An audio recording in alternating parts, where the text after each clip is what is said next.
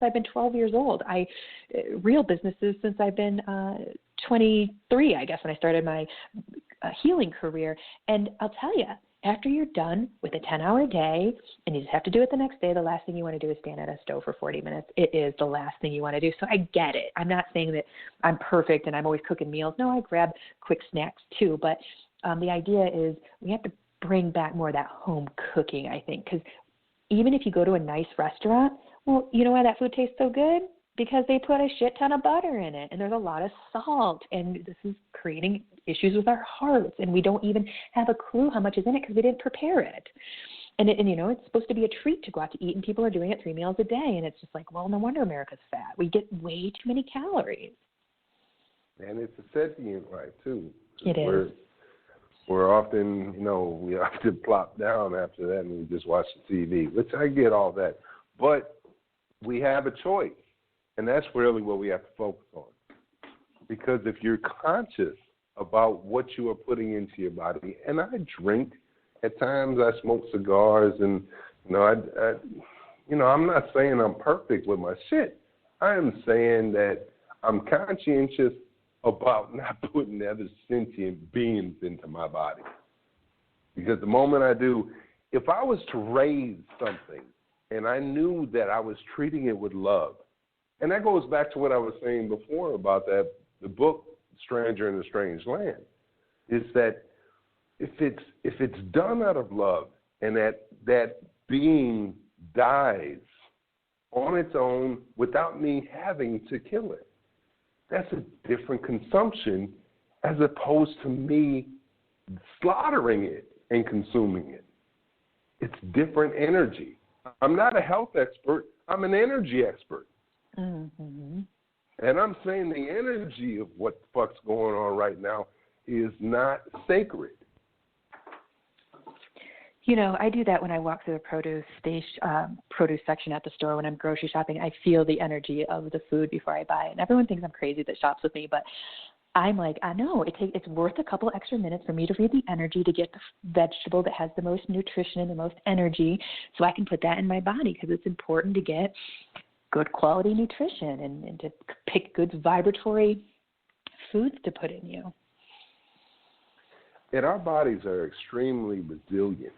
We can put a lot into it, and it will still function, and it will work itself out. You look at these people that are 500, 700 pounds, like, how the fuck are you still living? There's no saying how long it will be, but there's still this, it still functions. So you see people that are, look very healthy, but their bodies aren't functioning because their arteries are full of plaque. Yep. I saw this in Boulder. I saw this a lot in Boulder, where you would have a runner who ate mostly a vegan diet, and they thought they were so healthy. And if their mind didn't set with the good diet and the good exercise they were doing, then they were just making themselves sick with their mind, and they would come up with disorders and diseases, and they'd be just blown away. Like, well, I'm a runner. I'm super healthy. And I'm like, well, you can be unhealthy and look healthy. That happens all the time.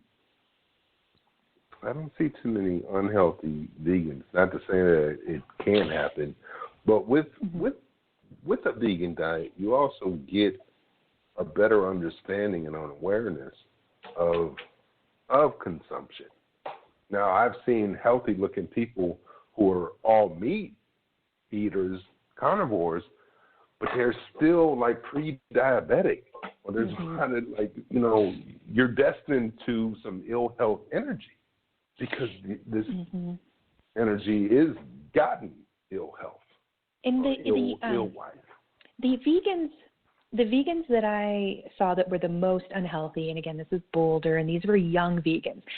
The common wasn't the runner vegan that was unhealthy. They were generally very healthy. But what I saw were people who were not getting any protein. So they just, or just breads or just, junk food, and they just didn't eat meat, and they were vegans, So I did see some that weren't doing it right, but they were young. They were usually like early 20s and just trying to get into it and didn't know exactly all the science behind it, to get your beans and get your soy or whatever sort of protein you want. But, they were mostly we call them fish heads, like that band Fish that tour around, and they're hippies basically. Right. And so they just didn't know all the ins and outs of it yet. But those are the only ones that I've really seen that were, this is just a few of them that were vegans that were unhealthy, and they just weren't doing it quite right. And again, they were just new at it and stuff. But yeah, no, vegans usually sparkle. They usually have exceptional skin.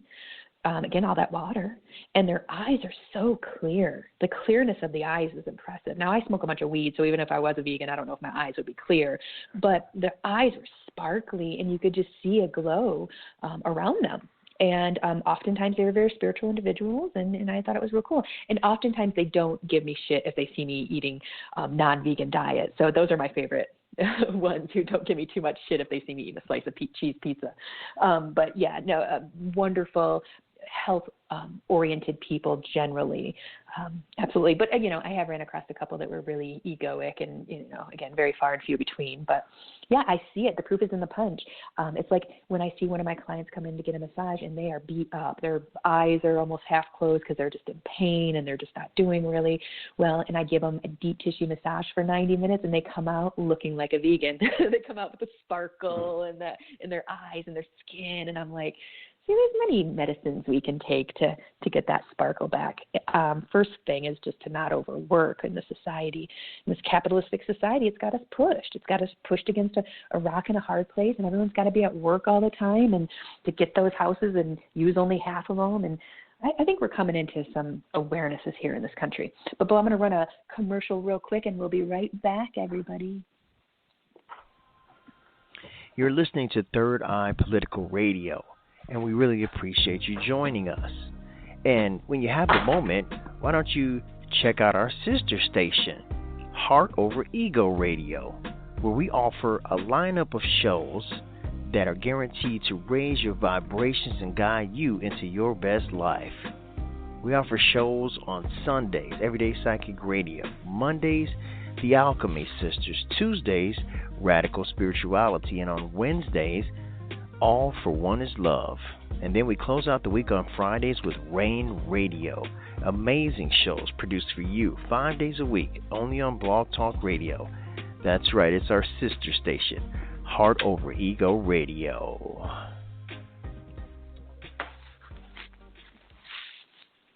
And we're back.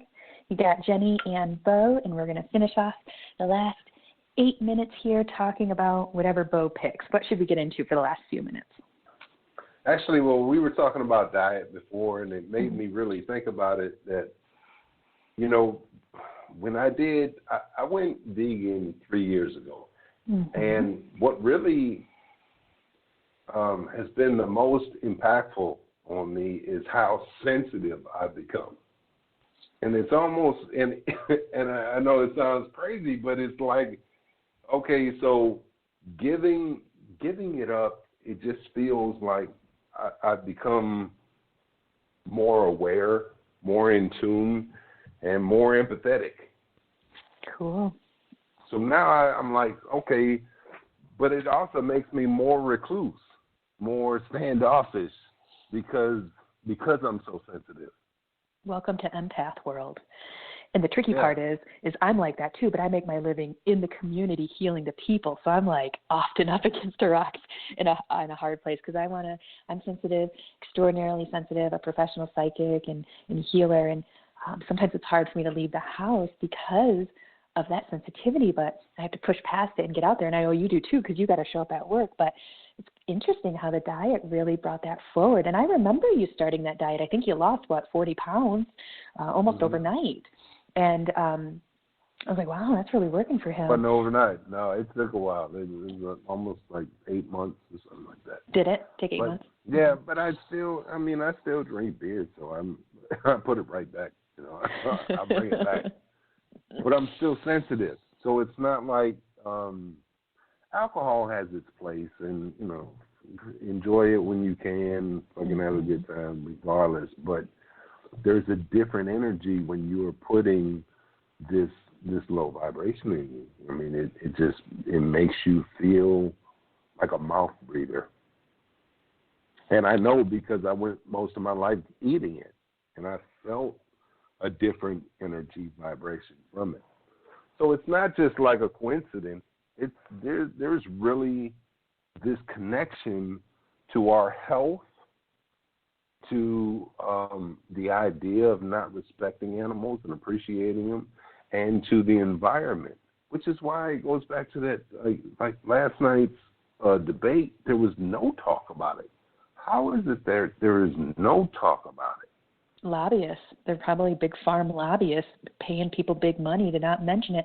I saw this post on Facebook, and I'm sure you've seen it. In fact, you may have even shared it, and that's how I saw it. They showed a chunk of meat that had like this pus sac in it because the animal was so sick, but they kept just giving it antibiotics and steroids and stuff, so it made it through its cycle so they could kill it, and it was just full of pus inside of its body. And I was like, oh my God, this is what we're eating. Well, not me or you, but this is what America is eating. And we already have major health problems. We already have big issues with our health. We do not need this level of toxin. There's no doubt.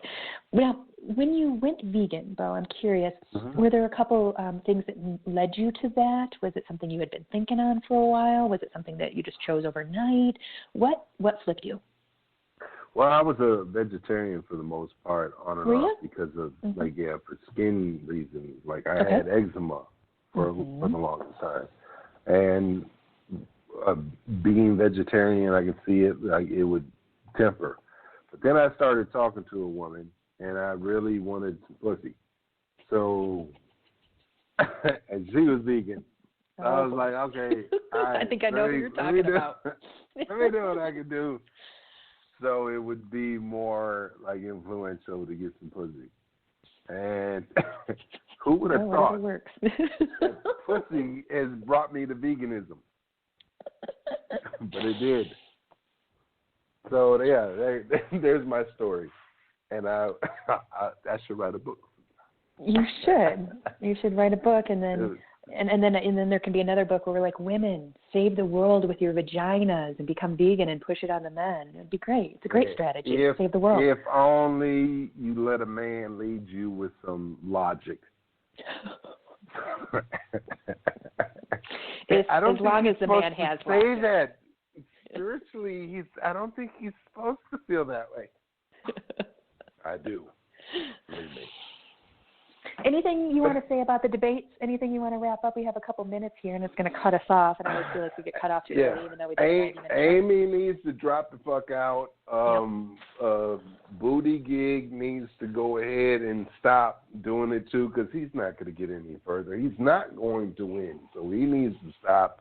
Biden is just ill energy. He's not going to win. It's really going to come down to Bernie and whoever the fuck he chooses to run as his running mate. And do you think he's got someone in his back pocket? Do you think he's got someone in his mind already? Elizabeth Warren is a progressive, so I can see why that would be a benefit. And he'll get that female energy going for him. Yeah, so I can understand that. I still want him to choose Andrew Yang just for the way Andrew Yang presented his issues. But or his platform. But at the same time, put them both in the cabinet. Either one of them runs, whatever. But I'm pulling for Bernie. I wish him the best.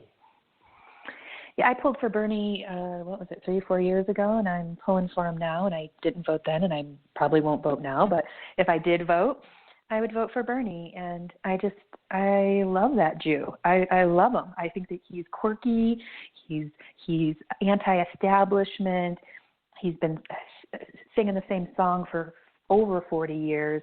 Like I said, the only people that should be voting for billionaires are other billionaires or multimillionaires wanting to be billionaires. If you're working class hero, you got no business voting for a billionaire. No, none. I don't think people know how much money that is. It's just an incredible amount of money. Ridiculous.